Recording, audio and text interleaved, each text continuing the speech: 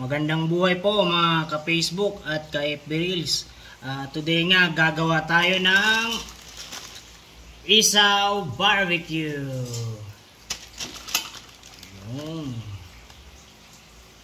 Let's go!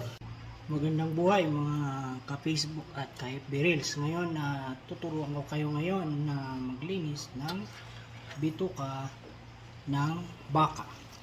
Ayan. Lilinisan ko po yung bituka. Tuturuan ko kayo paano po siya mas madaling linisan. So sa mga mahilig po dyan ng isaw barbecue o kaya sa mga sinasahog ng papaitan, so ito po yung kailangan nyo. Barbecue stick lang and gloves. So tara! So yun po, ayan, isaw. Kailangan mo lang ng barbecue stick, tapos tutusukin mo siya ng ganito. Ayan.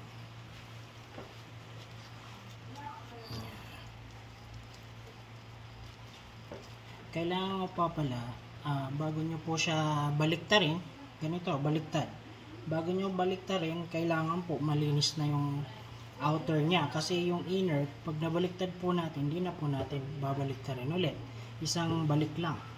Para malinis po yung outer niya, bago natin baliktarin. Yan, hinugasan na po yan. Ayan. So, tingnan nyo po. Diba? So, yun. Tapos, iwalay nyo na po. Ganyan lang, kadali. So, yan. Tulad nito, mahaba. Pwede pong putulin. Para hindi mahirap baliktarin. Ayan. So, ganun lang. Ganun ka lang.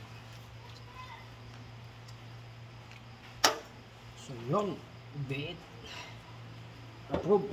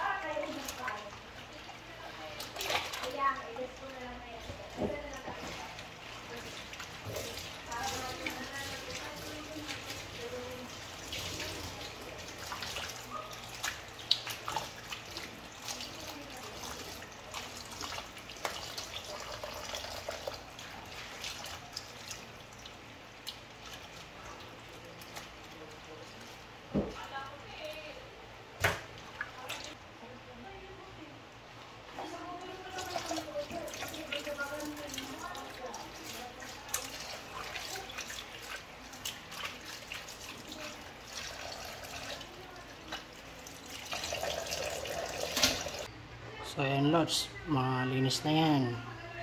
Papakuluan na natin sa pressure cooker, diba?